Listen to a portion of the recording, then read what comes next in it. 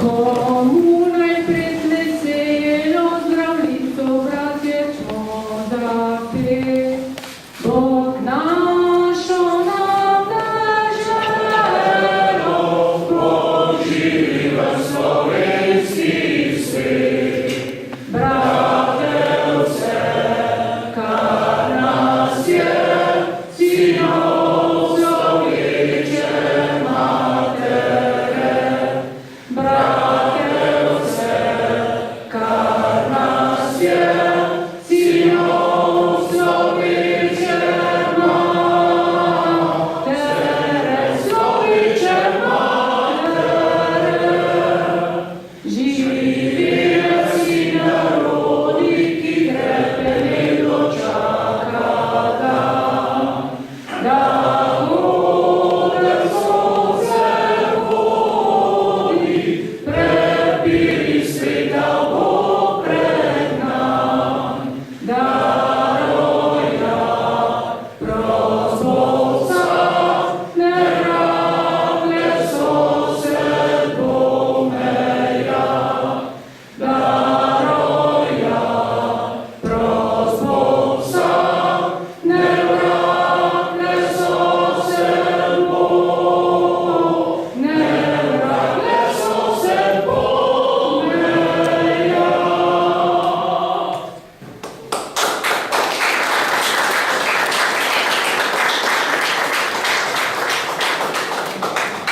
Lepa naša domovino, o junaška, zemljo mila, stare slave djedovino, da bi vazda sretna bila, milaka nosi nam slavna, mila si nam pije vina. Mila kuda si nam ravna, mila kuda si planina.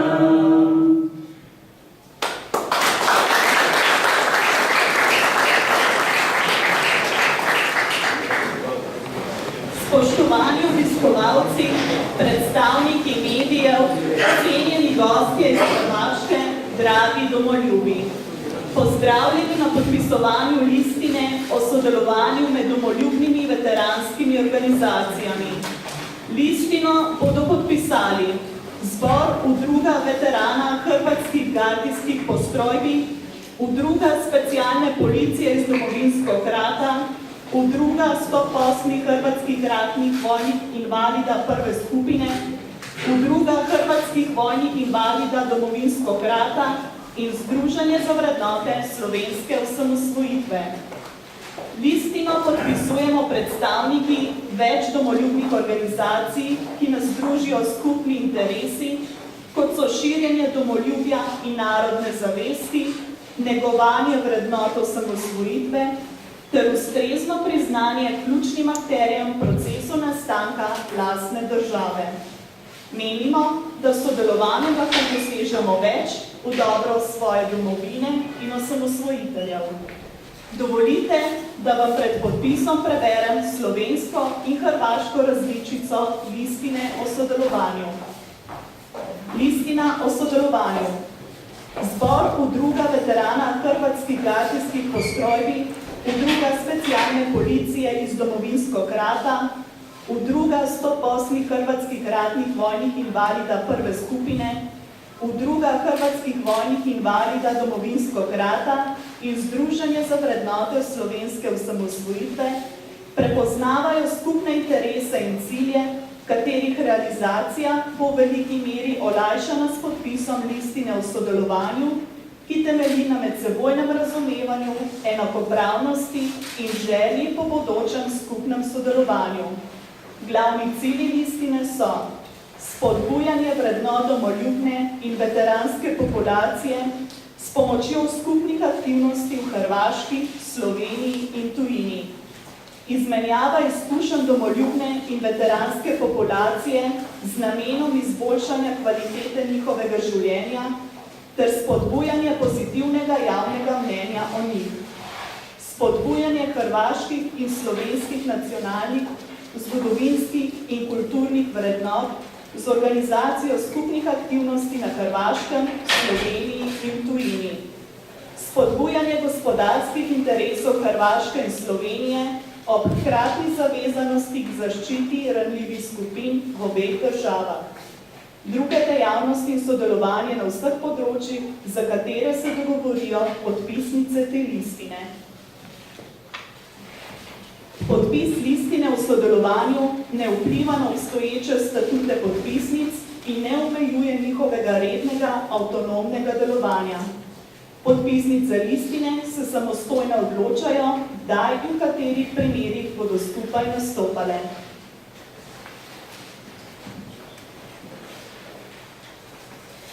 Povelja v Suradnji.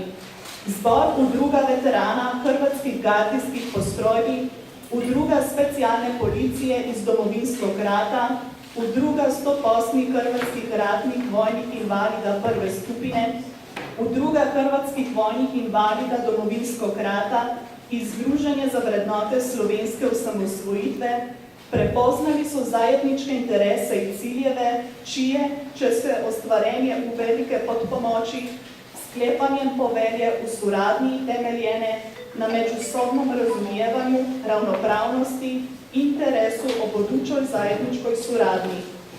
Temeljni ciljevi povelje so promicanje vrijednosti domoljubne i veteranske populacije kroz organizaciju zajedničkih aktivnosti u Hrvatskoj, Sloveniji i inozemstvu.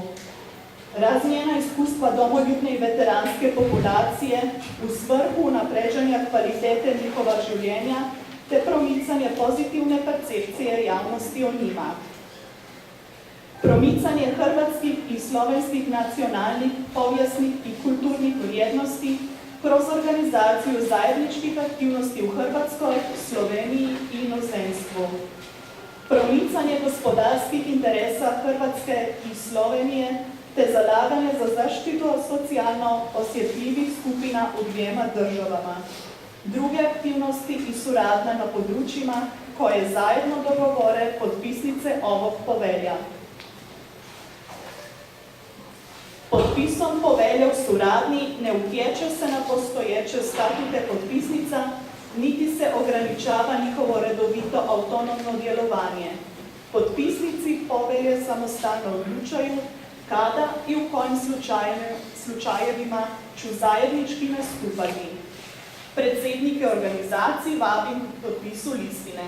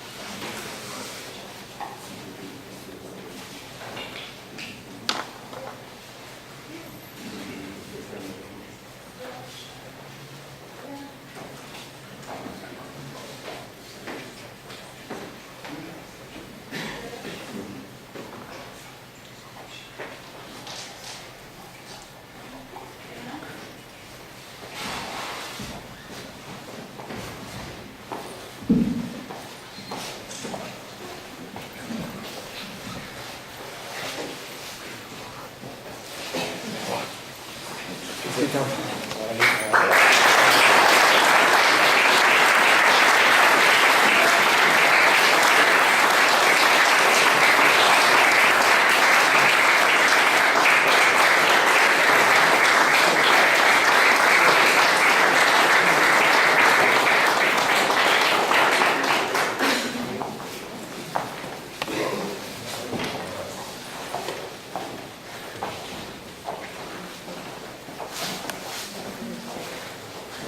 Nadaljujemo z okroglo mizo z naslovom Razorožitev in osamosvojitvena vojna. Leta 1990 so se s prvimi večstrankarskimi volitvami po drugi svetovni vojni začeli osamosvojitveni procesi. Na dan, ko bi morala novo izvoljena vlada prevzeti oblast, je Jugoslovanska ljudska armada začela razoroževati slovensko teritorialno obrambo. Razorožitev lahko pojmujemo kot eno od prvih sovražnih dejanj agresorske JLA naproti legitimno izvoljeni slovenski oblasti. O tem dogodku in osamosvojitveni vojni v Sloveniji in na Hrvaškem nam bodo spregovorili današnji gostje. Z nami so Tone Krkovič, brigadir Slovenske vojske, Janez Janša, obrambni minister osamosvojitvene vlade, ter gosta iz sosednje države Hrvaške, Ivan Vukić, brigadir Hrvaške vojske in Đuro Glogoški, polkovnik Hrvaške vojske. Okroglo mizo bo povezoval Aleš Hojs, predsednik Združenja za vrednote slovenske osamosvojitve. Sodelujoče vabi, da zasedajo svoja mesta.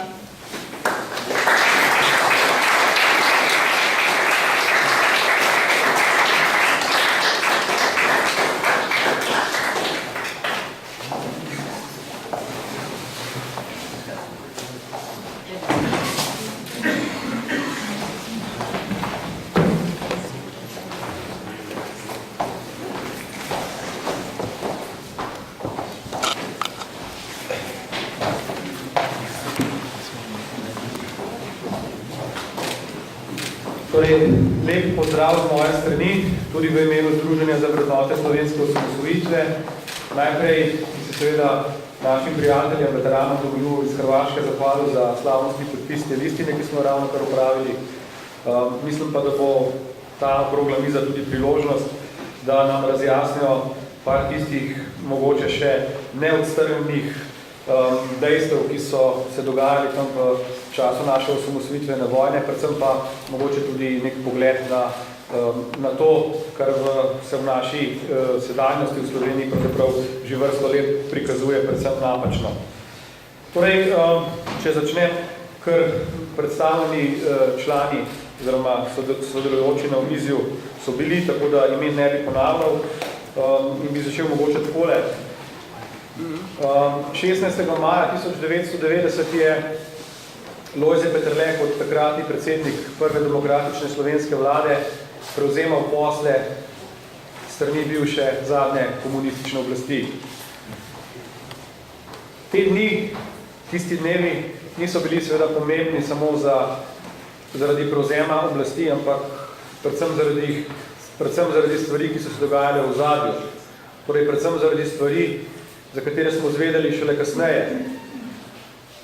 Gospod Janez Janša, vi ste bil takrat minister za obrambo, oziroma bolj natančno sekretar za obrambo.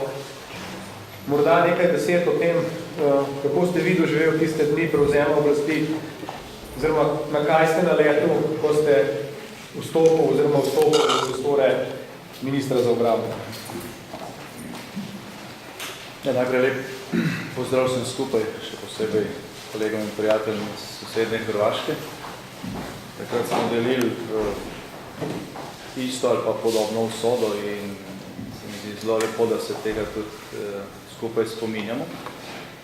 Čeprav tisti majski dnevi pred 25 leti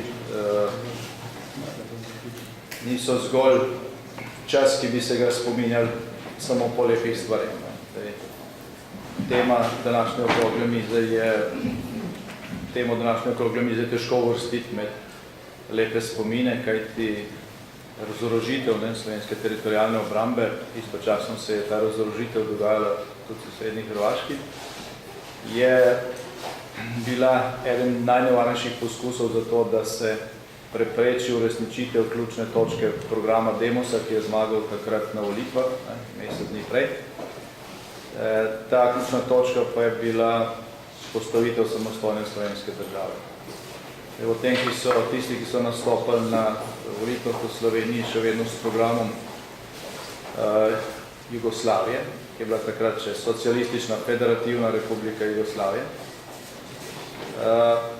Ko so ti izgubili volitve, so pač skušali v času, ko so imeli še vso oblast v svojih rokah, ker se izvršilna oblast oziroma nova Demosova vlada še ni vzpostavila, je pa že delovalo predsedstvo republike. Skratka, skušali so izkoristiti vse te vzvode za to, da se praktično prepreči uresničitev programa, ki je na volitvah zmagal. Če to je samo po sebi nekaj izjemno završnega, glede na to, da je bila ta akcija razorožitev, ali pa oslabitev obrambne moči, tistega dela obrambne moči, ki je bil vsaj deloma v rokah slovenskih oblasti, pa je to dejanje še posebej vprašljivo. Ivan Oman in dr. Jože Pučnik sta oba to dejanje kot prvo poimenovala za veleizdajo in zato je dejansko šlo. Jutri bo natančno 25 let, ko smo v takratni demokratično izvoljeni slovenski skupščini, vsaj dvotretinsko demokratično izvoljeni, ker en zbor se ni volil na podlagi splošne volilne pravice, kar se danes pozablja. Ampak kljub temu Demos smo večino. Takrat smo po dolgih urah razprave in čakanja na odločitev parlamenta slušali poročila iz občin, da je mnogo takratnih poslancev je bilo tudi županov oziroma predsednikov občinskih skupščin, ki so se že na novo konstituirale, ki so bile hkrati z državnozborskimi tudi lokalne volitve in oni so dobivali podatke od svojih občinskih poveljnikov teritorialne obrambe, da jugoslovanska armada iz njihovih skladišč odvaža orožje. In situacija je bila izjemno napeta, dramatična. Takratna opozicija je pa kar vlekla razpravo, tako da bi vedeli, zakaj je pač treba zgubljati čas. Ko smo enkrat pozno popoldne vendarle glasovali in je potem nova vlada prisegla, smo bili soočeni z dejstvom, da prevzemo izvršilno oblast, ki jo razorožuje. Ko smo prisegli, seveda še nismo imeli nobenih neposrednih vzvodov za ukrepanje v svojih rokah. Tudi primopredaje še ni bilo, ker še ni Goj takrat ni hotel še isti dan predajati in so predlagali najprej, mislim, da čez en teden, pa potem naslednji dan, pa čez 2 dni. Na koncu se je to vendarle izpeljalo, mislim, da naslednji dan, ampak so zahtevali, da na te primopredaji ni ministra za obrambo in za notranje zadeve. So tudi vedeli, zakaj. Žal je takrat naš prvi predsednik vlade temu izsiljevanju popustil. Zdaj praktično to ni bilo pomembno, je pa imelo nek simbolni pomen. No, kakorkoli, Igor Bavčar, ki je takrat prisegel kot sekretar za notranje zadeve in jaz, ki sem bil v bistvu ne minister, ampak še sekretar za ljudsko obrambo, po takratni ustavi smo se odločila, da takoj izvršiva primopredajo. Zdaj on je odšel tjele v Slavijo, Tomaš Šeftelj ga ni niti počakal. Čakala ga je samo tajnica z enimi ključi. Mene je predhodnik počakal, to je bil Janko Kušar, ki je bil kasneje predsednik Desusa, zanimivo. Zdaj moje prvo vprašanje je bilo, ali res razorožuje teritorialno obrambo. In on se mi je tako, sicer me ni gledal v oči, gledal tle, on se mi je direktno zlagal, rekel je, nič ne vem o tem. Je rekel, nič ne vem o tem, tamle v blagajni so pač tile osnovni dokumenti, ki jih predajam in zame je stvar opravljena, grem domov in je šel. Že čez par minut mi je njegova tajnica povedala, da ljudje iz občine cel dan kličejo in sporočajo o tem, da se teritorialna obramba razorožuje, da ponekod pobirajo tudi orožje teritorialne, orožje upravnih organov za ljudsko obrambo, ker je lani imela sploh nikakršne pristojnosti. Skratka, je takoj postavljen na laž. Zdaj, še prej pa smo podobno laž doživeli od predsednika predsedstva Republike Slovenije, Milana Kučana, ki je na kriznem sestanku, ki ga je sklical predsednik skupščine, takoj potem, ko je vlada prisegla, in ker je bila ena sama točka dnevnega reda, kaj se dogaja in kaj stori, in ker smo vsi nekaj vedeli, ker je pač tisto dopoldne iz občin prihajalo veliko informacij. Edini, ki nič vedel, je bil tisti, ki je moral največ vedeti, ker je predsedstvo republike bilo tudi po jugoslovanski ustavi poveljnik teritorialne obrambe. On je dejal, razorožuje teritorialno obrambo informacijo. Zanimivo, to ni enostavno, nič ne vemo o tem. Tukaj se je že isti dan pokazalo, da to ni čisto res, ampak nekih zelo trdnih dokazov za to ni bilo. Kasneje, ko se je naredila analiza razorožitve, ki je objavljena v Beli knjigi slovenske osamosvojitve, ker je zajetno poglavje za to dokumentacijo iz praktično vseh takratnih slovenskih občin, se je pokazalo, da je šlo za, debelo laž, kajti večina poveljnikov teritorialne obrambe, bodisi občinskih, bodisi pokrajinskih, zagotovo seveda tudi republiških, so najprej, ko so dobili ukaz za razorožitev, obveščali predsedstvo in predsednika predsedstva. Natančno v mnogih občinah imate zdaj v teh poročilih iz takratnega časa natančno napisano, kateri dan ob kateri uri so jih obveščali na različne načine. Recimo, v občini Jesenice so klicali Staneta Dolanca, ki je bil na vikendu v Marturku in je polom klical Kučana, ker se jim je to zdelo, da je najbolj direktna linija, to je zanimivo.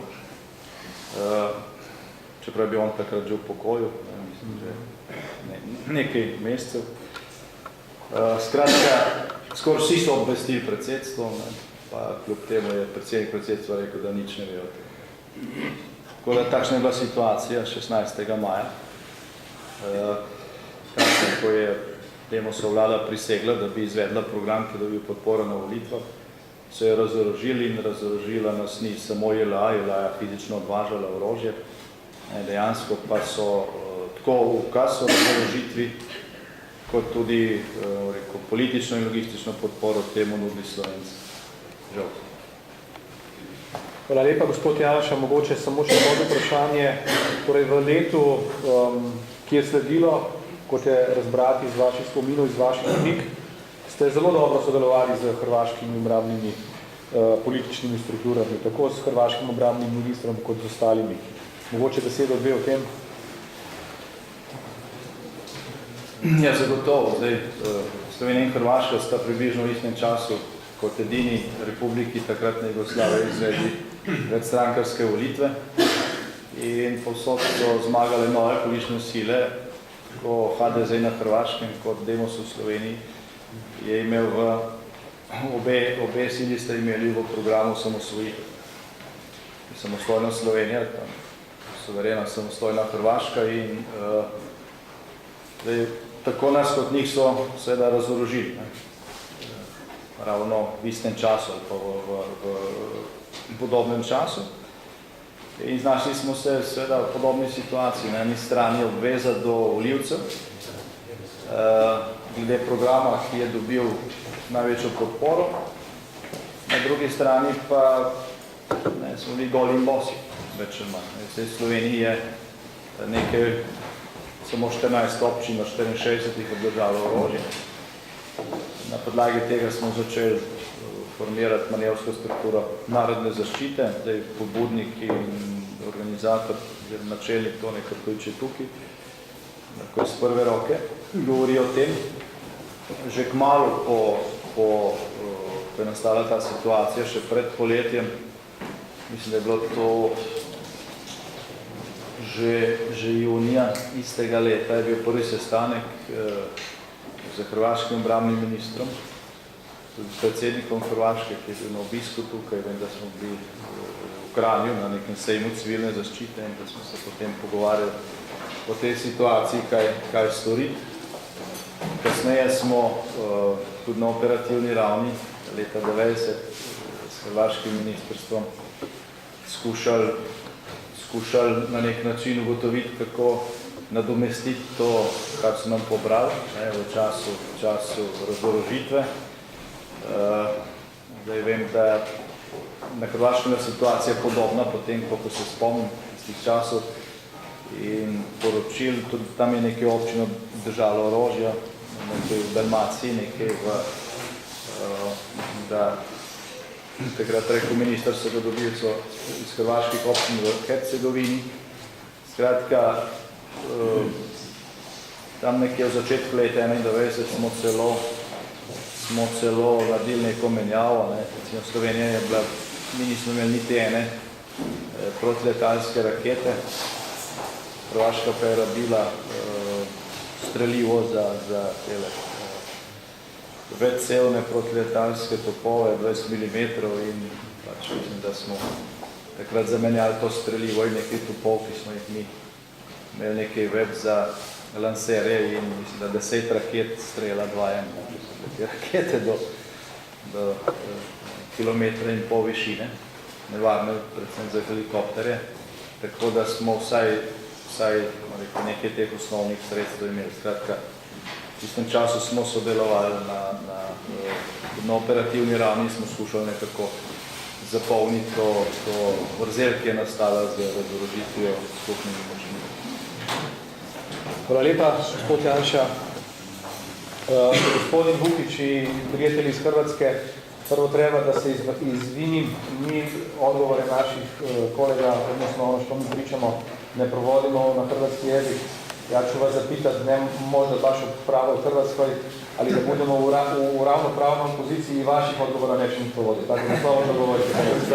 Da. Gospodine Vukić, vi ste brigadir Hrvatske vojske. Gospodin Janša, ako ste ga razumeli, sad je malo rekao par riječi o tome šta se događalo sa razoružavanjem teritorijalne odbrane. Mene bi zanimalo da nam možda možete reći par riječi kakva je u stvari bila uloga onih oficira JNA koji su bili u tom periodu na teritoriju Hrvatske, a u Domovinskom ratu, koliko znamo, nisu odigrali baš neki ljubazan posao.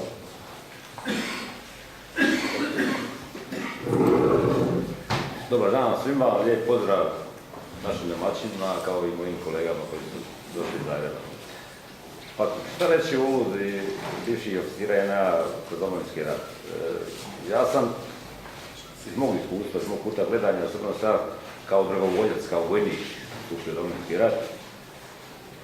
U startu kad su oni prelazili, kad je bio transfer iz JNA u Hrvatsku vojsku, oni su nam u tom času djelovali kao motiv više za bolju organizaciju vojske i vojnih postrojbi. Znači, šta se ispostavilo nakladno? Od 2900, koliko je bilo časnika Hrvata u bivšoj JNA, u Hrvatskoj vojske je prišlo samo 1500, otprilike negdje 50 nešto posto. Ovih 50% koji nije prišlo, 40% ih nije uopće bilo angažirano nigdje, a 10%, odnosno 5 do 10% je ostalo u JNA. To je naša istina. U startu rekao sam, doživili smo ih kao stručne ljude, međutim, ispostavilo se da svaki teritorij Hrvatski koji je izgubljen u prvi napadima srbočetnika je padao gdje su bili zapovjednici bivše oficiri JNA. Rijetki su bili oni koji su se suprotstavili zbog škole, zbog toga što oni su bili učeni na jedan način, međutim, rat je nešto drugo od mirnodopskog stanja.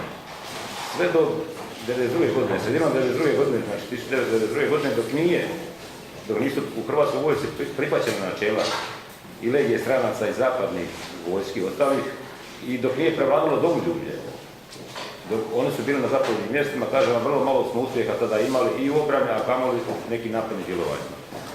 Znači od 92. polovice 92. godine kad ja sam imao sreću, ja sam iz Splita i djelovao sam u 6. operativnoj zoni, tada kad se to zvalo zborno područje Split, gdje je zapovjednika te operativne zone došao general Gotovina.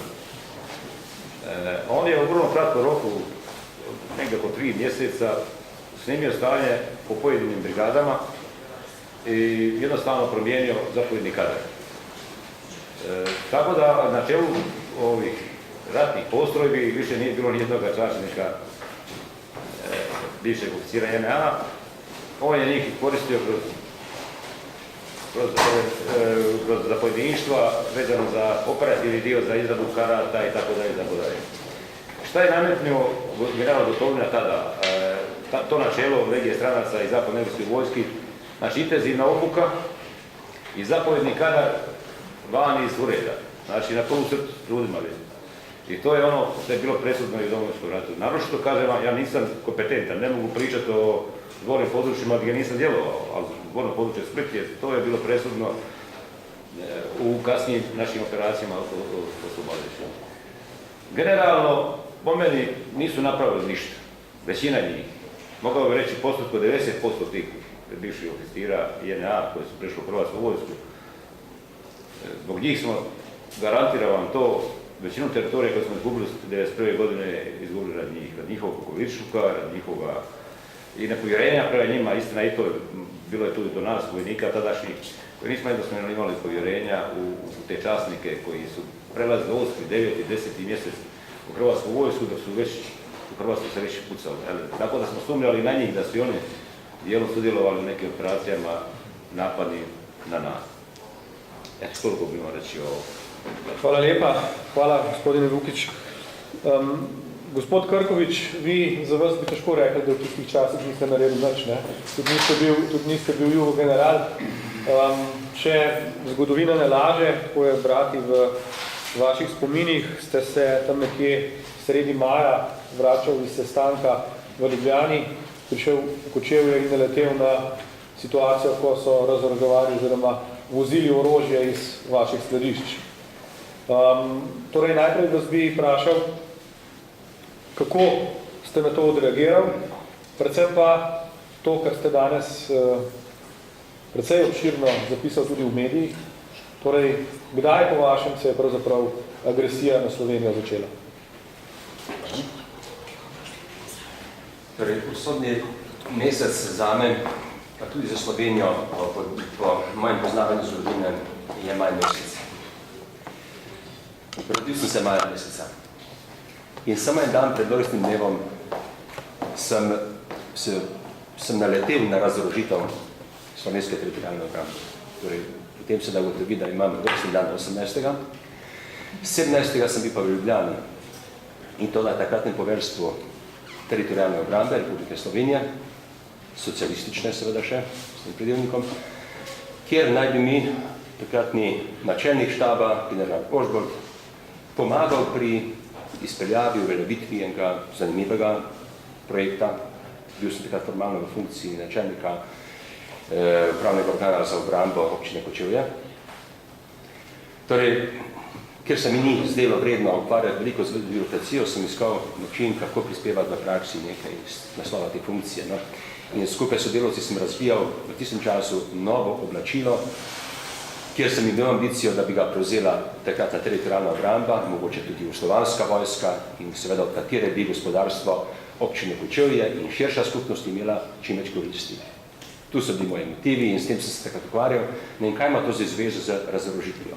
Direktno s tem tisti dan nisem imel nič, do tistega dne nisem imel nič in o tem, kaj se v Sloveniji pravzaprav dogaja, tudi vedel nisem nič. No, zgledajo pa praktično tako. Jaz sem takrat prišel, imel sem dogovorjen sestanek z omenjenim generalom tu, na Prežihovi ulici. Mislim, da Prežihova, ne blizu Županičeve. Skratka, bil sem kot običajno par minut prej tam, vse korektno, in na vratih so mi že sporočili, da ta dan se jaz ne bom mogel srečati z omenjenim generalom. Nenavadno, na moč, čudna stvar, ne glede, da so bili jugoslovanski oficiri, ki jih prav visoko ne cenim, nisem cenil tudi takrat, po marsikateri maniri in manji, ki so jo pregovorno posedovali. Ne. Ampak na tako raven pa nisem pričakoval, da se bo nekdo še spustiti, da kljub vsem dogovorom. Motiv sestanka pa je bil, oziroma namen, da se bi dogovorili za takratne zvezne državne uprave v Kočevju, kjer bi se pogovarjalo o proizvodnji teh oblačil. Pomembna stvar. No, ljudno sem počakal kakšne dobre pol ure, še enkrat poprašal preko urgence, kaj bo, če bo, ne? In dobil sem odgovor gladko, ne bote sprejel, sestanka ne bo. Normalno razočaranje in nepojasnjena situacija, jaz sem pač, sicer se imam za odgovornega človeka in takrat me je zelo tlem pišalo to, da sem mogel tako visoko obisk koordinirati z obiskom, z srečanjem z gospodarstveniki in tako naprej. Sem se na pol v nevoli, na pol pa tudi po dogovoru prejšnjem podal proti Vrhniki. Tam sem se srečal z mojim kolegom, načelnikom, žal pokojnim Prvinškom, ki je bil pozneje moj sodelavec v projektu Manevrske, in skupaj sva potovala na neko pražnje kosilo, recimo temu, narekovajih, v Cerknico. Tu so, kjer so Prvinška poznali, prvič prišli k njemu neki ljudje, očitno iz teritorialne obrambe, in prvič sem slišal, da nekdo nekaj šepeta, da se neko orožje odvaža. Hiter preskočim po tem kosilo, prišel sem v Kočevje na svoj matični urad, torej okrog 3. ure, pa ne bi bilo konec službe, in na hodniku se je začela zgodba, ki je pomembna in je bila pravzaprav indikator vsega bistvenega dogajanja v tistem času. Hodnik je bil taman, malo si ga predstavljate, bo nekako še vedno je vzdušje bivših časov, Kočevje je to itak, moja rdeča dežela, rečemo, tako pač je. In skladišnik, ki je bil tudi moj prijatelj iz nekih civilistnih udestovanj, je jokal, odrasel človek, solze me je tekle, ne bom več v službi, jaz grem, ne vem kaj, še vse, venti.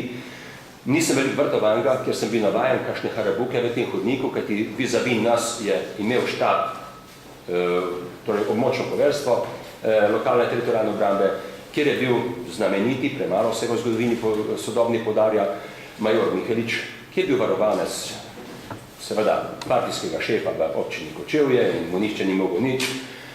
Ljubi je nad vse alkohol in ker je bil, si ga predstavljate, medvedja postave, lahko bi imel simbol Kočevske, to pogledno, je čestokrat uprizarjal kakšne seanse, ker je z debelim, globokim glasom kričal na podrejene, še kakšne druge oblike maltretiranja so bile. In jaz sem si predstavljal to skozi to folkloro, da se spet je pač alkohola toliko nabralo, da ga je nekje moral skozi ventil spustiti ven, no? Če to rečem. Temu pa ni bilo tako, ta dan. Ta dan je bil začuda trezen, sem vam pozneje povedal, kjer so se iz oči v oči srečala.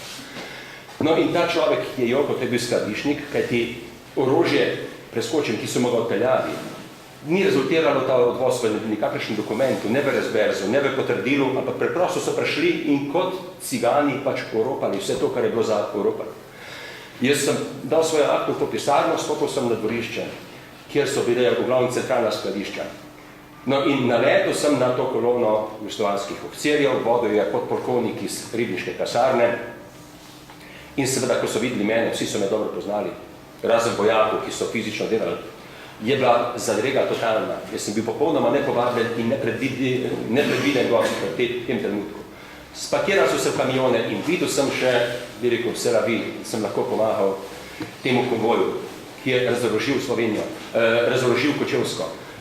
Nisem pa takrat še vedel, da so pokradli, zato preskočil, žal mi je in ne morem tega nikakor sprejeti, da slovenski pravosodni sistem, s katerim imamo v zadnje čase toliko več opravka in se kaže vsa beda v največji možni meri, je tudi tako beden, da nikogar za razorožitev v Sloveniji ni sankcioniral.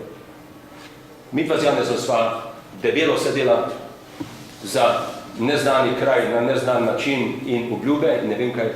Meni kot načelniku za obrambo so pa pokradli kompletno orožje, popolnoma, kot je rekel Janez, nepooblaščeno, če že so se tam sklicevali na izvajanje povelja, v odnosu na poveljnika teritorialne obrambe do orožja, ki sem ga jaz pa seveda v istem skladišču imel, ni imel pravice nihče.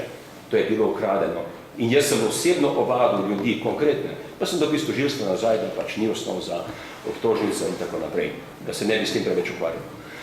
No, ko sem, nisem vedel, še vedno letos, ker sem pozitivni človek, ker sem povezoval s kakšno uslugo, da jo morda dela. Včasih je JNA pomagala na kakšne vaje, kakšno orožje vpeljati. Ampak po intuiciji sem pristopil poveljniku, torej temu znamenitemu Miheliču, tokrat treznemu, in njegovemu operativcu človeku, ki se danes na veliko šopiri po Sloveniji, kot pomemben funkcionar veteranske organizacije, ki je sodeloval pri tej razložitvi, povsem enakovredno. In pač to rečem po intuiciji. Kaj je fanta, sem rekel? Prej boste v penziji, ko boste to nazaj dobila.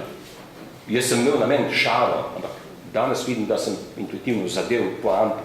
In seveda, kjer je ta trezni major Mihelič to vzel za res, kar sem jaz rekel, je izrekel znamenit stavek, indikativen, ki je odprl ves problem na strateški ravni, oziroma pojasnil. In to je zapisano tudi v knjigi. In v mojem prvem poročilu, ki sem ga takrat Janezu Janši kot sekretarju tudi podal, imate v rokopisu to v beli knjigi, izrekel mi je znamenit stavek. Ko na hitro, nedurno, bož da vi kasarno, pa da vzame Janša. Meni je bilo nič jasno. Kaj je rekel? Povedal je vse. No, bom skrajšal zelo naprej. Šel sem domov. Na poti domov mi je nekako klikeri, so mi predelali, da nekaj ni v redu, še vedno nisem vedel, ampak to, ki je pa bilo v meni, da sem juho pojedel, pa nič drugega prikosilo in se vrnil nazaj. Poiskal sem predsednika skupščine občine Kočevje, nemudoma z nekih sestankov v potegnu, tudi sekretarja, kontaktiral sem šefa specialne policije oziroma takrat centra v Jasnici Beznika, da sem preveril, če kaj vedo, in po njegovem kontaktu z Jesenicami, kjer je bil Šuligoj, da ne bi zdaj kakšne podrobnosti šel, je mi potrdil, da se dejansko nekaj dogaja in da ima na Jasnici tudi kompletni diverzantski odred te občine Jesenice in takrat ta svojo pest, jaz sem začel že nekaj ukrepati, kolikor pa sem mislil, da je prav, rekel Vinko, ne bo dobro nekaj, a se lahko zmeniva, če kdo pride kaj iskat, da tega ne boš dal. Je rekel, kot pribito, nihče ne bo vstopil, pojačal bo varovanje, tako se je začelo. Klical sem v bivši zaprti prostor, tudi nekoga, ki je bil na čelo brigade, ker sem jaz nekoč služboval, na isti način sva upravila in zahteval od njega, da ne dovoli in da ne ukrepa čist nič. Torej, začel sem izvajati neke aktivnosti. Tudi predsednik skupščine občine, dr. Petrovič, moram reči, odločno v tem trenutku sprejel mojo tezo, da to ni v redu, moram bi še to povedati. Ta odvzem krajev orožja je spremljal močan propagandni, naštudiran propagandni val obveščanja, kjer so ljudem na dolgo in široko pojasnjevali, kako nudijo pomoč pri zavarovanju tega orožja, ker naj bi ga neke diverzantske skupine vzele, torej naštudirana metoda propagande, da bi prikrili svoj dejanski namen. No in pravim, tudi tu so določene iniciative stekle z naslova dr. Petroviča, ki je bil med drugim sošolec gimnazijski z Kučanom in še z nekom drugim. Bomo skrajšali. No, skratka, začela se je ta dan izvajati pač nekaj, zato želim hkrati odgovoriti, zakaj je ta 17. maj v mojih očeh simbolen dan, na katerem seveda z vsem spoštovanjem gledam tudi na tiste poveljnike, ki so odločno rekli ne razložitvi, takrat še, ampak v čem je razlika? Kronološko seveda so bila prva dejanja upora vezana na te poveljnike in na njihovo odklonitev. Iz teh dogodkov ni krenil nikakršen proces, se ni razvilo v nič, torej ta dejanja bi ostala osamljena, bili bi eliminirani, kaznovani, mogoče pobiti, ki na koncu, pozaprti in karavana bi šla dalje. Dočim iz naših iniciativ se je pa nekaj rodilo. No in bom zdaj pohitil spet, kar se da pohititi, težko je to odgovarjati. Nemudoma sem tu iskal kontakt do gospoda Janeza Janše, ki je bil takrat sekretar, to ste vse v urah šteto. Vedno se bom čudil, dokler bom živ, da je takrat mi dal termin, da je zelo hitro do našega srečanja prišlo. Nikoli mu ne bi zameril, če ga ne bi, kaj ti domišlja si, da bo občinskega sekretarja sprejel minister, ki je ravno kao dolžnost sprejel, dvomim, če bi ga jaz. Ampak očitno je tudi neka intuicija nekaj naredila, pustimo, pripišimo višji sili. Kmalu smo se srečali in prišlo je do znamenitega sestanka, mislim, da je imel izjemen strateški pomen, kjer je vse steklo na parih vprašanjih in parih odgovorih in potem sledila akcija. No in to je zapil, hvala Bogu, imamo dokument, operacija 2.1.13.62 je film, ki ga je treba večkrat pogledati, ima pomembno vrednost dokumentacijsko. No in tam je to opisano. Šlo je pa na te ravni, da sva pojasnila, kaj se dogaja in ugotovili, da nas se razorožuje. Naprej, vprašal me je, kaj nam je za narediti, In moj odgovor je bil zelo elementaren, preprost. Jaz mislim, da je treba nemudoma nadomestiti to, kar nam odvzemajo. In seveda ne apel in dovoljenje, da se krene v akcijo, v aktivnost. In začel se proces nekako, da bi zaključil, ki ga danes popularno poznamo pod imenom manevrska struktura narodne zaščite, ki je nič drugega kot moram drugače povedati, eno peto ime za slovensko vojsko. Imena so se menjala, namen, poslanstvo pa isto. In odgovor na drugo vprašanje je zelo hiter. Torej, ni dvoma zame in jaz nisem mnenja menjal, ker mi ga nišče z argumentov ni uspel spremeniti. Torej, slovenska vojska praznuje čez 2 dni. Lahko je tu dan nazaj, dan naprej, ne more pa biti razlike v mesecih, kaj šele v letih, kar se politično insinuira. Praznuje 25. rojstni dan, 25 let starosti, če tako rečem. In 25 let manevrske strukture, hkrati 25 let slovenske vojske. Torej, gre za strukturo, manevrsko strukturo, ki je upravljala povsem isto poslanstvo, ki ga danes ima opredeljenega za zakon in ustavo slovenska vojska.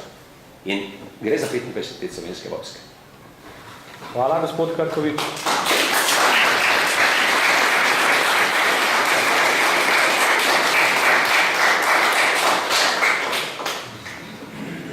Gospodin Glokoški, brigadir Krkovič nešto v svom govoru, nešto je popričao, između ostalog da bio zatvoren, ne znamo zašto i tako dalje. I malo je omenio i ono što se kod nas u Sloveniji dešava sad mnogo puta ili mnogo popularno. To je da se diskredituje one što su bili osamosvojitelji. Mi smo vas, gospodin Glokoški, posjetili pre, ja mislim, 2 mjesece, nešto tako, kod vas na Savskoj 66, tamo u šatoru ispred ministarstva, pa bi vas zamolio da nešto slovenačkoj javnosti kažete zašto ste vi uopšte tamo, zašto ste u šatoru, šta je tako odlično sa vašom vladom da trebate da budete u šatoru i par riječi o tome kako je sa vašom organizacijom. Evo, hvala lijepo, prije svega pozdravio bih sve nazočne ovdje, zahvalio našim prijateljima, veteranima iz Slovenije na potpisivanju ove jedne, nadam se, dugogodišnje suradnje. Moji sugovornici osvrnuli se ovdje na početak onoga što se događalo i u Sloveniji, a evo i u Hrvatskoj. Nažalost, Hrvatska je doživjela nešto što je isto krenulo u Sloveniji, ali nažalost mi smo u samom početku bili potpuno razoruženi, da tako kažem.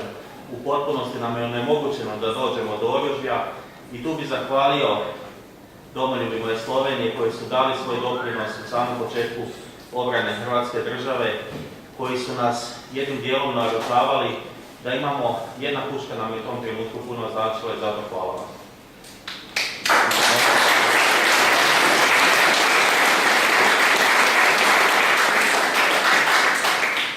Kako je kod nas rat završio 1995. godine, tada mi, hrvatski branitelji, vjerujući da smo učinili sve što smo trebali, jer obaveza nam je bila braniti hrvatski narod i hrvatsku domovinu od onih koji su izvršili agresiju na Republiku Hrvatsku.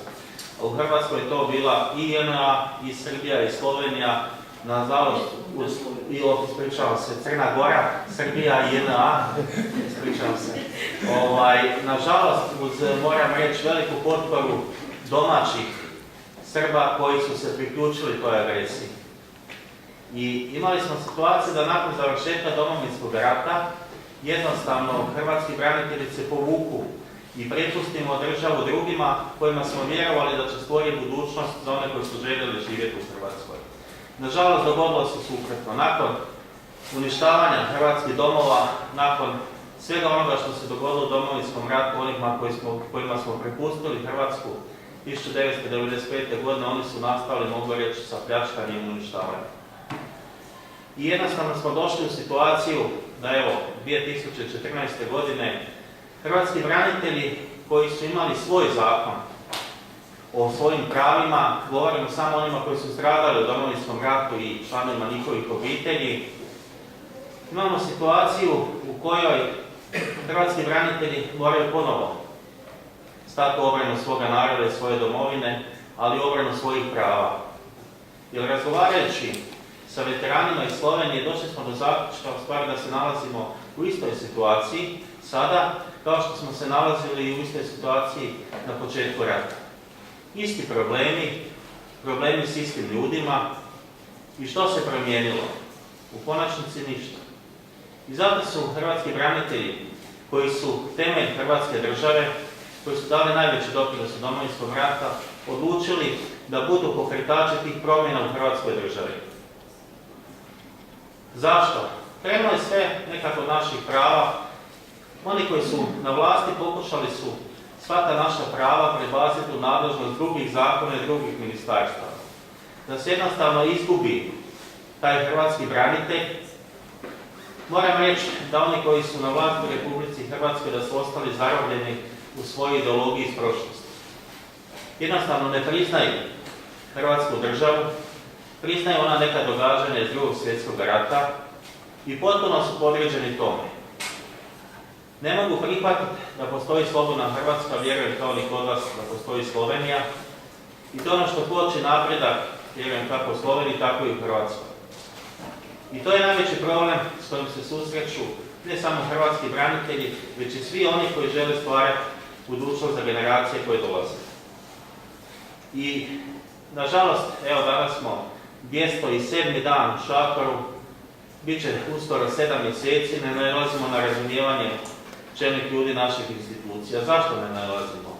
Zato što nam ne mogu oprostiti što više ne živimo u Jugoslaviji, što sada živimo u slobodnoj Hrvatskoj i to je ono što je za njih neprihvatljivo.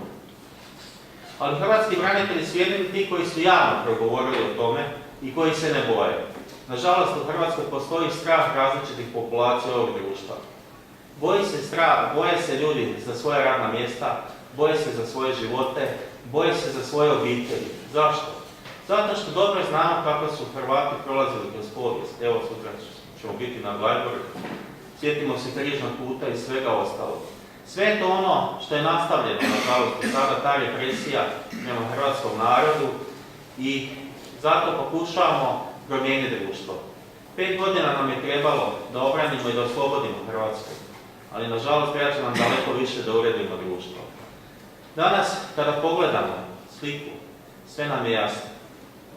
Gdje su oni, vjerujem tako i u Sloveniji kao i u Hrvatskoj, koji su oslobađali tu zemlju? Nema ih nigdje. Na svim dužnostima, u institucijama države su neki drugi koji nisu željeli Hrvatsku državu. Sjetimo se kada je u Hrvatskom saboru bilo izglasavanje samostalnosti Hrvatske, neki su tada napustili Hrvatski sabor, nisu htjeli biti svoju ruku za hrvatsku slobodu, a danas su ti na rukovodećim mjestima u institucijama Hrvatske države. I što možemo očekivati za budućnost naše države? Što možemo očekivati za generacije koje dolaze? U posljednjih 6 mjeseci u Hrvatskoj je napustilo 25.000 ljudi. 25.000 uglavnom mladih i obrazovanih. A da se istovremeno u Hrvatskom saboru ne raspravlja o tome zašto ti ljudi odlaze iz Hrvatske. Očito da se ponavljaju neka vremena iz prošlosti, da je nekome cilj da oni koji su školovani, obrazovani odu, a da u zemlji ostanu samo oni koji će puniti proračun, da netko može uživati na osnovu tog proračuna. Domovinski rat, znamo kakav je bio, mnogi su dali svoje živote, mnogi dijelove svoga tijela, mnogi svoje zdravlje. Iz kojih razloga? Da bi danas neko govorio da nije izvršena agresija na Republiku Hrvatsku, da je u Hrvatskoj bio građanski rat, da bi se dalo pravo i onima koji su sudjelovali u agresiji na Republiku Hrvatsku. Izjednačuju žrtvu i agresora, što je za nas hrvatske branitelje neprihvatljivo i što nikad nećemo prihvatiti. Jasno smo rekli na početku tko su agresori: Srbija, Crna Gora i JNA uz pomoć domaćih izdajnika. I to nikada nećemo zaboraviti. Nažalost, svjedoci smo da danas u našim školama ne uči se o tome tko je bio agresor. Djeca ne znaju nikakvu povijest u Domovinskom ratu, ali tekako se uči o nekim prošlim vremenima, o nekim ideologijama iz prošlosti koja se pokušava cijelo vrijeme nametnuti hrvatskom narodu. Mi hrvatski branitelji tražili smo da uđemo u Ustav Republike Hrvatske. Tražili smo smjenu našeg, mi ga zovemo bivšeg ministra, njegove zamjenice i pomoćnika, zato što nije zaštitio hrvatske branitelje članovi njihovih obitelji, dignitet Domovinskog rata. A to mu je bila obaveza kao ministra branitelja, neovisno o tome što je ministar u Vladi Republike Hrvatske. Tražili smo i Ustavni zakon o pravima hrvatskih branitelja. Kažu ne može, treba zaštititi samo one koji su ugroženi. A mi se sjećamo da 2001. godine donesen u Hrvatskoj Ustavni zakon o nacionalnim manjinama. S razlogom si postavljamo pitanje koja je to nacionalna manjina u Hrvatskoj tada bila ugrožena kao i danas, nijedna. Ali znate ko je bio ugrožen? Pripadnici jedne nacionalne manjine, pojedinci iz jedne nacionalne manjine koji su sudjelovali u agresiji na Republiku Hrvatsku. Znamo koji su to. I tada je osnovni cilj bio zaštititi pojedince iz te nacionalne manjine, čak što više omogućiti im izravno da sudjeluju u vlasti Republike Hrvatske. I takvi danas odlučuju o budućnosti Hrvatske, koji su podigli ruku na hrvatski narod i hrvatsku državu. Oni danas trebaju odlučivati o budućnosti Hrvatske države i hrvatskog naroda. Tamo smo, ostaćemo koliko bude trebalo.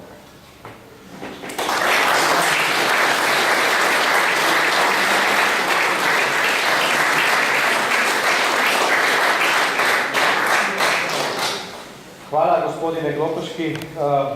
Moram reći da sve ono što ste ispričali, to je kao da bi slušao Sloveniju. Sve se isto događa tu, samo možda u malo drugčijim razmerama. Ali svejedno, ja bih svejedno rekao da ste uspješni od nas. U tih, rekli ste, preko 200 dana što ste u šatoru, dobili ste predsjednika, ako se ne varam. I predsjednicu. Da, dobili smo predsjednicu po prvi puta i to je ono što se mijenja u hrvatskom društvu, što želimo promijeniti sigurno. Prvi puta imamo situaciju da imamo nekoga ko razmišlja o budućnosti Hrvatske države. Nekoga ko ima nacionalni interes. Svjedoci smo kad sve ove godine, mi kažemo otvoreno, od 1995. do danas odgovornost za sve što se događalo u Hrvatskoj državi moraju preuzeti sve vlade, neovisno o tome iz koje političke opcije dolaze. I danas, kada imamo predsjednicu koja govori o tom zajedništvu u budućnosti, da grade budućnost za generacije koje dolaze, tada imamo one, nažalost, i opet iz institucija Hrvatske države, koji u otvorenu borbu vode protiv predsjednice koja je na čelu jedne institucije. Zašto? Kako tek onda možete misliti kako mi prolazimo, hrvatski branitelji, koji smo u šatoru, koji smo na ulici? A evo, u razgovoru prije toga smo rekli, možda ne bi bilo loše da i u Sloveniji podignete jedan šator i da budete svi 100% za Sloveniju.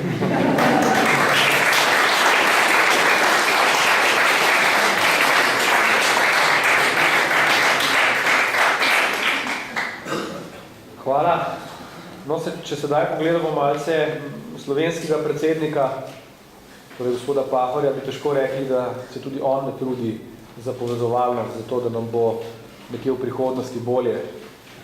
Pa vendarle, gospod Krkovič, Združenje za vrednote slovenske osamosvojitve je že skoraj pred 2 letoma predsedniku predlagalo, da vas osebno in tiste fante, ki ste mogoče nekaj besed več kasneje v tej akciji, ki ste pravzaprav naredili izjemen uspeh, ko ste za zavzetjem skladišča v Borovnici pridobili velik del orožja, ki ga je Jugoslovanska armada v tistih dneh, ko ste povedali, odvzela, vrnili, vsaj del tega. Torej, pred več kot 2 letoma smo predsedniku predlagali, da vas odlikuje z državnimi odlikovanji. Zaenkrat do tega ni prišlo. Vi verjamete, da boste strani gospoda Pahorja odlikovani? Verjamem. Nisem rekel, da verjamem v to, da bomo strani gospoda Pahorja. Zagotovo v prihodnosti bo tudi ta del resnice doživel žneva v taki obliki, da se bo temu težko izogniti, glede na to, da je bil podan uradni predlog. No, svoj optimizem, ki je sicer pregovoren, jaz mislim, da me takšnega poznate, vedno verjamem v to, da... Se veste, kdo je optimist, ne? Ja, vem, pa tudi, ja, tako je, pa tudi poštenjak, vedno, ne? In zato je tudi naiven. Raben nikoli naiven. Kaj hočem reči, zdaj, ko sem prišel z zapora, me je prijetno presenetilo to, kar sem videl na televiziji, v govorih gospoda Brgleza, tudi gospoda Pahorja in tako naprej, da se končno govori o tem, da ima druga svetovna vojna, ki je pomembna platforma, na kateri se v Sloveniji še vedno izvajajo grobe in hude manipulacije politične. Torej, da dobiva še drugačen obraz. Da se pač so uporabile besede ali vstavki, ki govorijo o tem, da je v Sloveniji seveda, da je ta narod dobil rano se strani okupatorja, ampak da si je najmanj takšno rano povzročil sam, kar pomeni, da se odkrito govori o državljanski vojni. Govori se tudi se strani uradnih predstavnikov o tem, da je Slovenija dežela 600 grobišč. Do zdaj tega niso spravili skupaj, zamolčali ali kakorkoli se manipuliralo. In da je pač potreba potem, da se dostojno mrtve pokoplje, tudi tiste, ki so imeli stigmo narodnih izdajalcev in tako naprej. Skratka, vse to me spodbuja k temu, pa navaja k temu, da verjamem na to, da bodo tudi moji borci dobili državno odlikovanje za zavzetje skladišča v Borovnici. Prišel bo čas in naša velika moč je v resnici, v dejstvih, ki so neskopitna in nasprotna stran.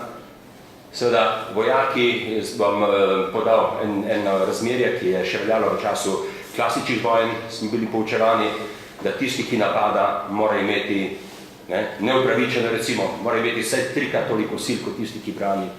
In jaz se prepričam, da ti, ki manipulirajo z našo resnico, bi morali imeti bistveno večje sile, kot jih imajo, s katerimi razpolagajo, če bi hoteli uveljaviti laž namesto resnice, s katero razpolagamo mi. Sem dajmo vztrajati, pa bo vse prišlo na svoje mesto. Jaz sem optimist.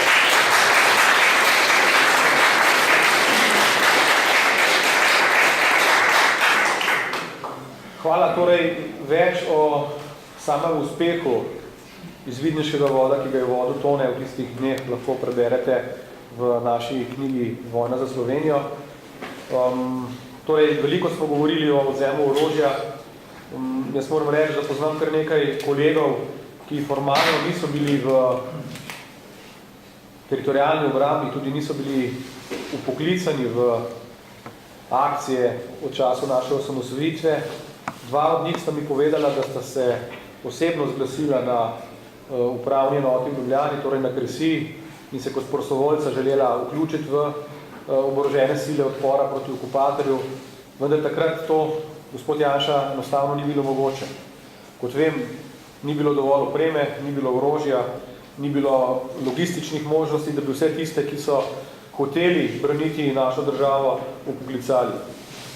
V zadnjih, lahko rečemo kar 20 letih, je znotraj leve politične opcije, bodimo odkriti, v Sloveniji večkrat bila lansirana laž o prekupčevanju oziroma trgovini z orožjem. Ena od izjemno zanimivih stvari, ki sem jo uspel izvedeti, oziroma se vidi, tudi če poiščete na internetu, je okrogla miza v Sarajevu, kjer je sodeloval naš veliki manipulator, gospod Zgaga, s svojo knjigo. Med drugim je bil tam tudi gospod Letica, torej svetovalec predsednika Hrvaške, kjer je gospod Letica jasno povedal, da brez pomoči, to, kar so povedali že danes naši kolegi, brez pomoči Slovenije ne bi bilo uspešnega odpora na Hrvaškem. Pa vendar se mi zdi, iz tega, kolikor vem, kolikor poznam zgodovino, gospod Janša, vendar je storjena ena napaka v teh dogovorih s Hrvaško. Mi smo, kot vem, izjemno uspešno zaustavili jugoslovansko armado že v Vojašnicah in tak ne bi bil tudi dogovor s hrvaškimi silami. Kako to, da na Hrvaškem po vaši oceni ni prišlo do tega? No, deloma je, vendar kasneje, ne pa takrat, ko je prišlo do razglasitve samostojnih držav. Zdaj, razloga sta dva. En je ta, da sta bila Slovenija in Hrvaška v objektivno drugačni situaciji, ki je, ta situacija je najbrž vplivala tudi na ravnanje hrvaškega vodstva. Hrvaška je imela takrat, ko smo oboji razglasili samostojno državo, že probleme v krajinah, se pravi, za Hrvaško so bili že takrat spopadi pri Borovem selu, Plitvice in tako naprej. Ni imela pravzaprav v teh delih neposrednega nadzora nad delom svojega ozemlja. In kot so kolegi posredno že omenili, pač ta srbski živelj na Hrvaškem ali pa del tega srbskega živelja je pač rekel, se je že prej odkrito uprl demokratičnim oblastem Hrvaške. Tako da Slovenija seveda tega problema ni imela nobene projugoslovanske manjšine, ki bi bila tudi vojaško organizirana proti, seveda smo imeli samo eno fronto pred sabo in to je bila objektivno situacija, ki je Hrvaško postavila v težji položaj kot Slovenija. Zdaj drugi razlog pa je bil, in tudi o tem dobite dokumente in spomine v beli knjigi, že omenjeni beli knjigi, ki je mislim, da je na voljo tam za tisto mizo pri založbi, ki je izdala. V diplomatskih aktivnostih takratne jugoslovanske vlade oziroma takratnega predsednika Zveznega izvršnega sveta Markovića, ki je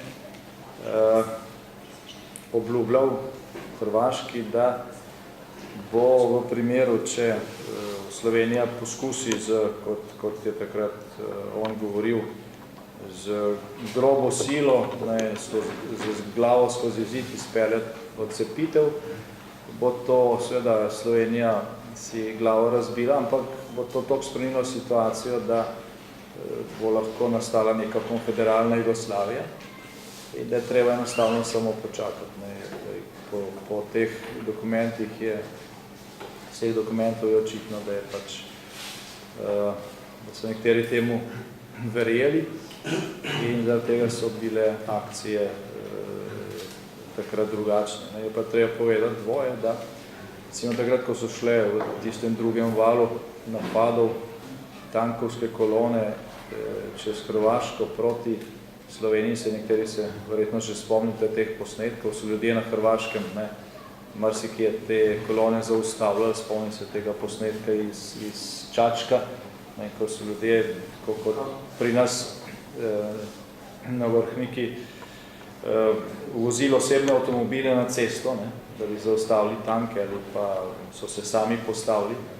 Tisti posnetki, moram reči, so zelo veliko pomenili za nas, so bili dodatna moralna spodbuda. Potem spomnim se, da smo dobivali z Hrvaške pravzaprav vsako minuto in to tudi ne samo od generala Špegla in takratnega ministrstva za obrambo, ampak tudi od ljudi iz različnih krajev Hrvaške, ki so ne vem kje našli številko našega centra za obveščanje. Praktično vsako minuto smo dobili kakšen klic o tem, kje se kakšna enota jugoslovanske armade premika, kje je šla iz vojašnice, kdaj so avioni vzleteli. Tako da tega sodelovanja je bilo, rekel, kljub temu, da smo bili v drugačni situaciji, ogromno. Tako da spomnim se tudi pisem pa klicev, sem jih je sam dobival podpore strani Hrvaške v tistih dneh. Tako da na nek način to sodelovanje kljub tem zamiku v tistih prvih tednih ni zaostalo. Tudi komunikacija z hrvaškim obrambnim ministrstvom, ki je šla direktno preko mene, to lahko seveda neposredno govorim, je bila stalna, dnevna. In ta izmenjava informacij je bila zelo pomembna. No in tudi tega se mogoče spomnite s posnetkov, tam nekje v začetku julija je z velikim pompom krenila iz Beograda dolga tankovska kolona prve gardijske oklepne divizije, ki so jo snemali. General Adžić je imel takrat govor, češ to bo pa zdaj uničenje za te uporniške Slovence. Zdaj takrat je bilo že nekaj dni po zavzetju tega skladišča v Borovnici, o katerem smo prej govorili. V tem skladišču je bilo na desetine ton protitankovskih min. Takrat je po dogovoru general Špegel poslal, mislim, ne vem, zelo dolg konvoj tovornjakov, ki smo jih naložili z protitankovskimi minami in Hrvaška je te mine potem uporabila v Slavoniji, zato da je postavila protitankovske ovire za to kolono, ki nikoli ni prišla do Slovenije. Delno zaradi min, delno pa zato, ker se je vsak drugi tank pohvalil že po kakšnih 50 kilometrih. Kot zdaj na paradi v Moskvi 9. maja.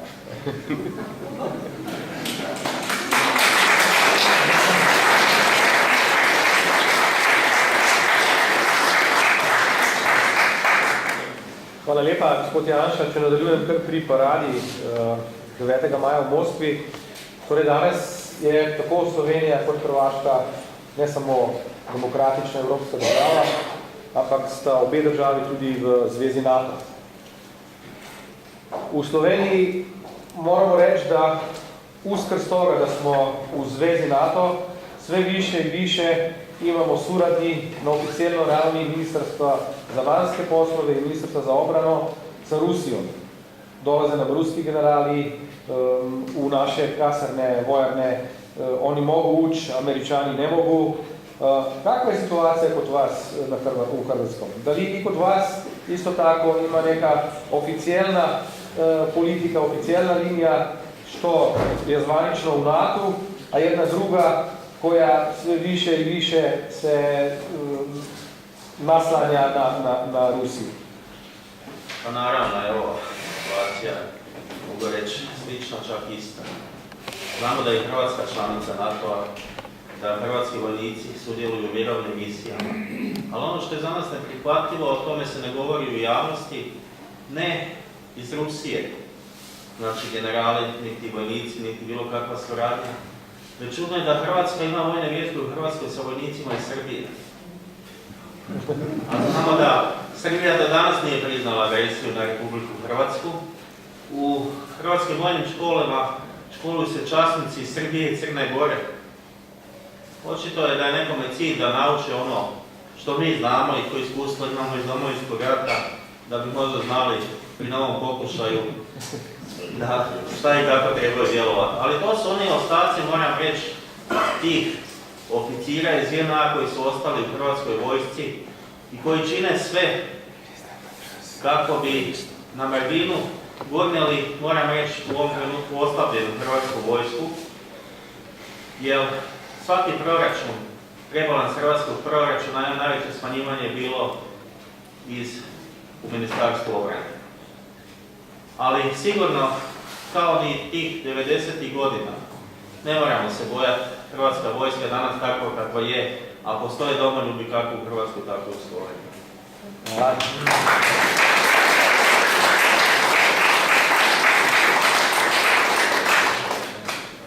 Torej, slišali smo že, da je danes tudi dan slovenske vojske. Mislim, da je prav, da z tega mesta slovenski vojski vsem njenim pripadnikom, častnikom čestitamo. Mislim, da je to pomemben dan in seveda slovenska vojska je ena od tistih ključnih državnih inštitucij, brez katere Slovenije ne bi bilo. Pa vendarle, gospod Krkovič, vi ste danes sicer že, kot vem, upokojeni general slovenske vojske, pa sem prepričan, da razen zadnjih 22 mesecev, ko ste, zadnjih 12 mesecev, oziroma koliko mesecev ste bili na dobu? 294 Jaz 294 dni. Vendarle, še zmeraj dovolj dobro poznate razmere v slovenski vojski. Pred dnevom, dvema smo bili priča celo parlamentarni razpravi o tem, koga in kako in zakaj v slovenski vojski povišati. Rad bi slišal nekaj vaših mnen, kje pravzaprav danes slovenska vojska je. Težko bi rekel, res razdalja med dobom in slovensko vojsko ali pa poveljstvom je tako resnično strašno velika in zadnje leto nisem še tistih zgubov, minimalni, ki sem ga takrat imel, tudi ko sem bil noter. Se ne hecam, tudi če tako zgleda. Ko sem bil v slovenski vojski, sem rad uporabljal šalo za ponazoritev realnosti, pač to je moj stil. In ljudje mi preprosto niso verjeli, ko so me spraševali, ko sem v vojski, kako si, kaj se dogaja noter. Sej, ko res ne vem, kajti jaz sem že dolgo časa v priporu v slovenski vojski. To je resnica. Po letu 1994, seveda, po moji prekinitvi vojaške kariere in ponovnem stopu v vojaško službo, sem bil skrbno izoliran se strani informacij, izoliran, da seveda absolutno pri procesu odločanja in tisto, kar sem slišal, kot sem večkrat navedel in prebral v časopisih, tako da nisem bil na tekočem čisto konkretno. Ne? Zadnje čase pa toliko manj, seveda. Ne? Ampak kaj so stalnice? Kaj je stalnica, za katero si upam trditi, da še vedno drži, čeprav si izgubil stik toliko bolj slovensko vojsko? Kaj naj si človek misli o organizaciji, o instituciji, ki še danes ne ve, koliko je stara?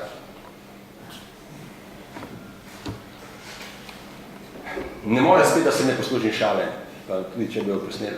Nekoč v bivši Jugi je krožen vic, je šel delavec domov v Bosno, pa prišel nazaj, se je šel poročiti, pa se ga vprašal. Z Bosne je bil, ne, pravijo, ali je bila fata nevina, ker se sedenček. Pa je odgovoril, neki kažu, da jeste, a drugi, da nije. Ja, pri nas pa tudi že 29 let, ko gre novinar med politiko in med načelnika generalštaba, med ključno oficirje vojske in sprašuje, koliko je slovenska vojska stara, nastopa strašanska zadrega in nevedenje. Skratka, rajši kot na to, da bi zdaj jaz ugibal, kakšno je stanje, ki ne more biti dobro, in tudi pri tem stanju imajo kar levji delež bivši jugoslovanski oficiri, jaz bi se za gospodi iz Hrvaške jim samo pridružil, pa ne bi se želel ponavljati. To je pomemben faktor tega, kar se je v naših vojskah verjetno očitno na Hrvaškem kot Sloveniji zgodilo. In jaz sem ves čas tudi kritik tega, jaz sem bil velik kritik tega, da se osamosvojitveni kader za tako lahkotnostjo in z manipulacijo, da je nosilec konzervativnih idej, da je neizobražen, kar tako izločal. Jaz sem dobro vedel ves čas, da to pomeni razorožitev vojske, kar se tiče vrednot v vojski, pravi, in vnos napačni. Vse to mi je bilo ves čas jasno, ampak, kot sem rekel, izoliran, nemočen, tu in tam sem lahko kaj povedal. Ne? No, bi pa želel, ker imam toliko pa povedati, koliko je slovenska vojska stara in zakaj je toliko stara. Jaz sem prej spregovoril o manevrski strukturi, o projektu, ki je generiral proces nastajanja slovenske obrambne sile, brez katere ne bi bilo osamosvojitve, to moram poudariti, pa bila 100krat za 100% odločanjem na plebiscitu, najbolj demokratičnim odločali za samostojno Slovenijo. Ne? Torej, slovenska vojska je nastala z vzpostavitvijo obrambne sile, ki je nastala kot nujno po razorožitvi. Ali se organizirati in se pripraviti za realni vojaški upor proti jugoslovanski armadi, za katero smo vedeli, da bo agresor na Slovenijo, ali pa se podrediti in prenehati sanjati sanje o kakšni osamosvojitvi in demokratizaciji. Torej, opravljala je, to je moj argument, v prvi začetni celici in potem v višjih oblikah generiranja. Poslanstvo, ki je dan zapisano v zakonih in v ustavi. Zavarovanje integritete teritorijalne, torej tudi sistema demokratičnega. In mi takrat, ko je država nastajala, torej slovenska vojska je nastala pred slovensko državo in pravijo, da to ni normalno, pač tudi če ni, jaz ne vem, kaj bi rekel, no, pač tako je bilo. Mi smo ves čas spremljali, izvajali naloge in ne bili samo pripravljeni, ampak branili proces osamosvojitve Slovenije. Niz aktivnosti je bilo. Značilnost, torej teorija govori, vojne imajo kameleonski značaj, ne da se jih primerjati. Dve nista isti, lahko sta si na nek način podobni. In značilnost slovenske vojne je v tem, da se je začela v Sloveniji z ukazom o razorožitvi. Danes je pomemben simbolen dan. 15. maja je bil podpisan ukaz za razorožitev Slovenije. In to je vojna napoved, ki je bila tudi izvajana. Ne bomo prej na čisto prišli, dokler ne bomo priznali jugoslovanski armadi in vsem, ki so z njo manipulirali, da je bila strateško izjemno uspešna v prvi operaciji. Razorožila je Slovenijo, ki je povzročila samo razorožitev. Janez je o tem prej nekaj rekel. Slovenija ni bila razorožena. To nam zopet potikajo Jugoslovani ali Udbaši in vsi tisti, ki bi radi pa zmanjšali vrednost osamosvojitve. Slovenija je bil samo ukaz dan, razložili so pa praktično Slovenci. Ne pozabimo, general Ožbor, general Košek, general Kočeva. Kje imate kakšnega Srba ali pa meni prota? Vse Slovenci. In tako naprej. Torej, slovenska vojska je stara 25 let, začetek vojne za Slovenijo sodi v maj leta 90 in konec vojne za Slovenijo je z izgonom, ne z odhodom, zadnjega vojaka iz Kopra. To je to,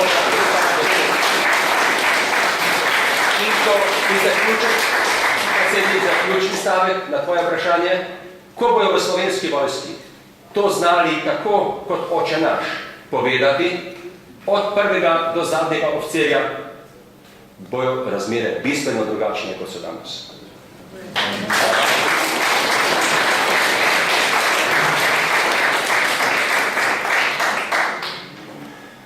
Kolegi iz Zagreba, mi smo v našim susretima više puta pričali o radu vaše i naše organizacije.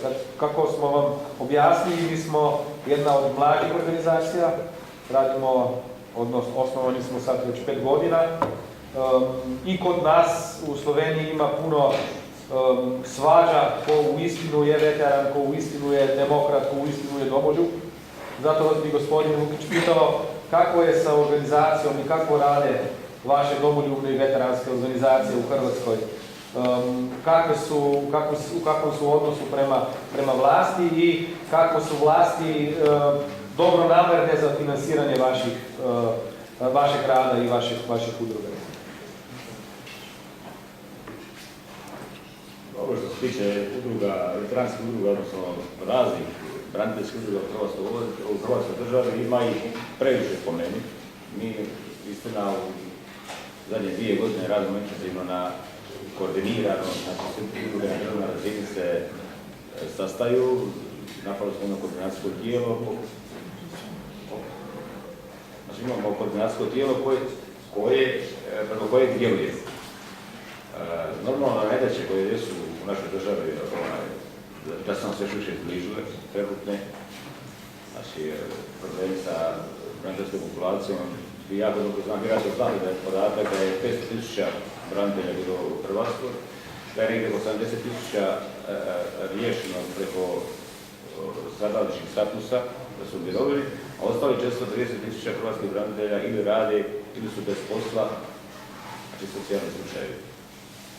Mi radimo sad na izradi nacrta zakona gdje sama riječ Zakon o hrvatskim braniteljima kaže da neće biti zakon o pravima hrvatskih branitelja, samo o zakonu o hrvatskim braniteljima. Tu su se bazirali najviše na branitelje koji nisu riješili svoj status, koji nemaju nikakva primanja, znači nezaposlene hrvatske branitelje, a i hrvatske branitelje koji rade, ali su pred otkazima i tako dalje. Mi ćemo insistirati na prihvaćanju toga zakona, kolega Đuro je rekao da tražimo i da taj zakon uđe u Ustav. Ako se mogu ostale stvari ulaziti u Ustav, zašto ne bi mogao zakon o hrvatskim braniteljima biti u Ustavu? Čisto iz jednog razloga, to je da niti jedna politika više ne može manipulirati nijedni hrvatski branitelj. Znači, ako to bude zakon ustavne kategorije, onda nas više nije briga, mislim nije briga. Briga nas je da budu domoljubne stranke na vlasti, ali neće više biti mogućnost kao što je danas, kad je lijevo orijentirana klijentela, politička elita na vlasti, da ovisno o raspoloženju ili bilo čemu drugom ne mijenja taj isti zakon. Hvala.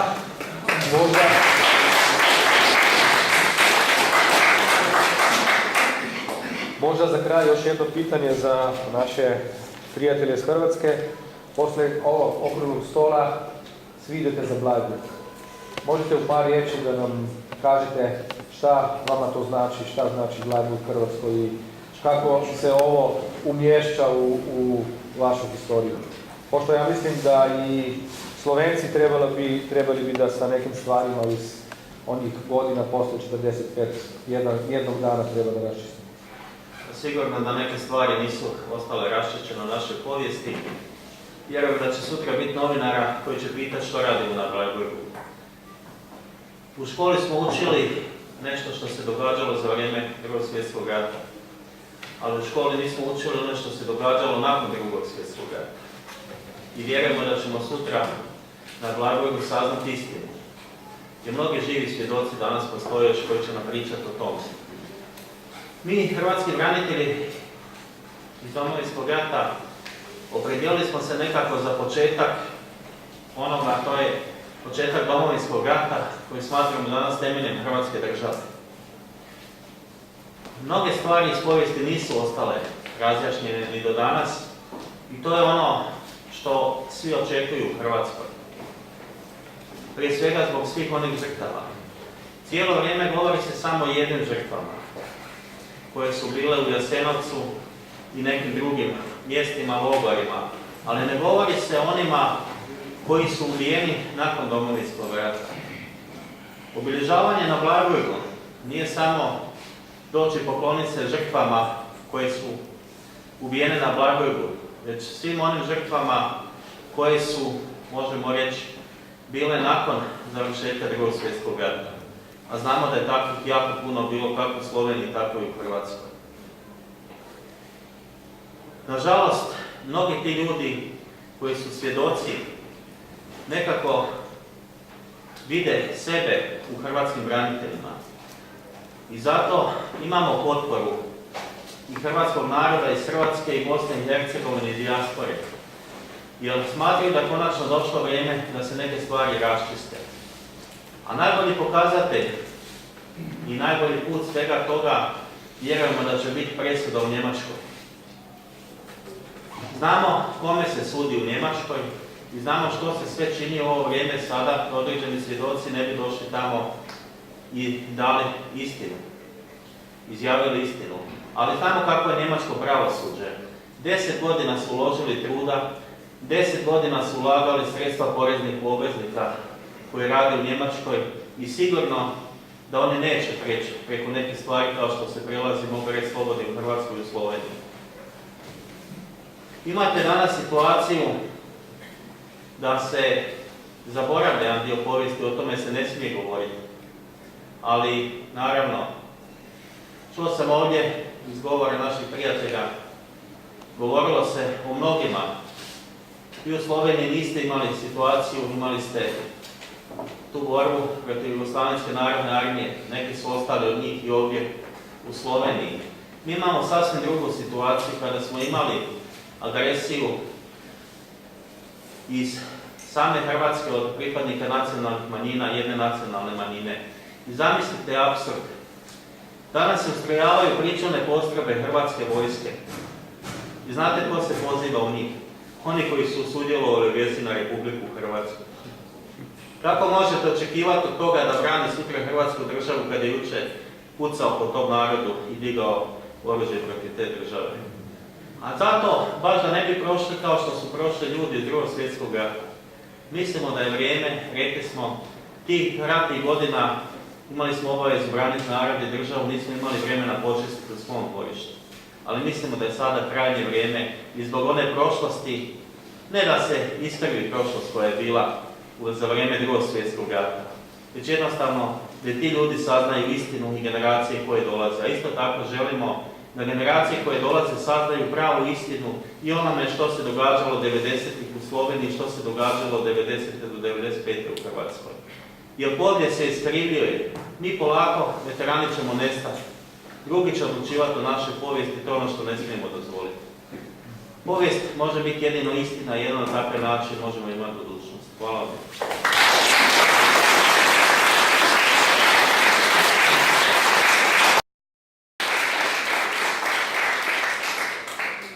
Hvala lepa. Za konec še vprašanje, gospod Janša, za vas. Torej, čez dobro uro bomo na Trgu Republike praznovali 25 let prve demokratične vlade. Torej, praznovali čas, ko smo Slovenci odločili, da na volitvah zmaga Demos. Zadnjič sem prebral v enem od člankov, da ste edini poslanec, ki je v teh 25 letih bil izvoljen vsakokrat, torej ste bil v vseh parlamentih. Vaša vloga v času osamosvajanja in nastanka te države je nesporna. Po drugi strani, seveda, če ste bil poslanec 25 let, je nesporna tudi vaša odgovornost za to državo v teh 25 letih. Kako ocenjujete, kje smo po 25 letih? Najbrž tudi vi menite, da ne tam, kjer ste mislili leta 89-90. Torej, če bi nadaljeval v vašem stilu, bi rekel, ne vem, kje smo, ampak zagotovo vemo, da sem jaz kriv za to.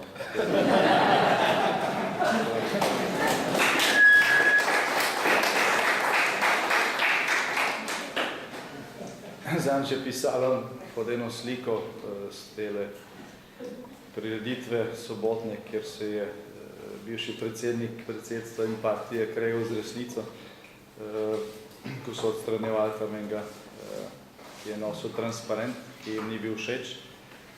Policija tukaj je zelo hitro reagirala, ne, pred sodišči, ko mahajo z terorističnimi zastavami. Tega ni. No, tam je pisalo, odstranili Janševega podpornika. Ne, tako da. Se vse naprej ve. Še v bivši državi, ne, se spomnim, tam nekje pred skoraj že 30 leti, ko so bile te napetosti na Kosovu. Enkrat beograjski NIN objavil naslovnico, mislim, da je šlo za neko afero Martinović, ko so našli enega poškodovanega Srba tam pri Kosovski Mitrovici, pa se ni vedlo pač, kdo je kriv. Pa je srpski NIN na naslovnici napisal, da je storilec nepoznato lice albanske nacionalnosti. Tako da, ti vzorci, ko se vnaprej ve, ne, kaj bo in kdo je za kaj odgovoren, so se, mislim, na rekovajih so se iz bivše Juge zelo potegnili v ta prostor. Zdaj, tudi to ni res, ne, nisem edini, ki sem bil na vseh volitvah doslej izvoljen v slovenski parlament. Roberto Botelli je bil. Ja, on je bil vedno neposredno imenovan skoraj. To ne, včasih je imel konkurenco. Ja. Včasih je imel konkurenco. Res pa je, da ima tiranska mašina dvojno volilno pravico, se pravi, lahko volijo. Pač na splošnih volitvah poslancev kraj in volijo še svojega predstavnika. Smo, mislim, da edina država na svetu, ki ima takšno ureditev. Nima to problema, o katerem pač danes govorimo. Zdaj, če pogledam stvari nazaj z te časovne distance, četrt stoletja, ne, na tiste čase tam 15. 16. maja, pa tudi leto kasneje, gledajte, imeli smo v tem času, rekel, ne samo dovolj volja, znanja in poguma, ne, kot sami pravimo, imeli smo tudi, bom rekel, neko naklonjenost zgodovine ali pa božje milosti, da so se nekatere stvari tako odvile, kot so se odvile, ker so bila ta razmerja sil, bom rekel, neprestano v našo škodo. Da se je na koncu vedno išlo v našo korist, ko je šlo za te usodne odločitve. Lahko bi naštel ogromno teh situacij, ko je šlo za las. Prej ste omenili to, da smo morali zavračati prostovoljce, ki so se javljali za obrambo Slovenije, pa zanje ni bilo neopremljene orožja. Zdaj, kakšna uniforma stara bi se še najdla, pa marsikdo ni hotel obleči tiste stare uniforme. Niti oznak ni bilo, ne. Dovolj, kaj šele orožje. Pa še to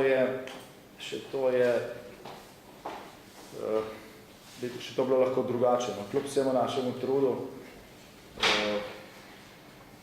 so se nekatere odločitve, ki so bile ključne, zavlačevale do skrajnosti. Ne. Do takrat, ko se je že verjelo, da se zdaj pa ne da nič narediti. Ne. Se pravi, obrambni proračun za leto 1991, na podlagi katerega smo v glavnem nadomestili velik del tega, kar smo pač v smislu orožja in vojaške opreme lahko kupili v tistih časih, nadomestili to, kar smo izgubili z razorožitvijo. Ta obrambni proračun ni bil sprejet decembra leta 90, kot bi moral biti, ne, kot je bilo predvideno, ampak po mnogih zapletih in usklajevanjih in preglasovanjih na skupni seji, tam nekje, rekel, že spomladi leta 91, ne, se pravi, ko je že pol roka, ki ga je plebiscitni zakon določil za priprave na osamosvojitev, poteklo. In to mislim, da z enim glasom Demosove večine.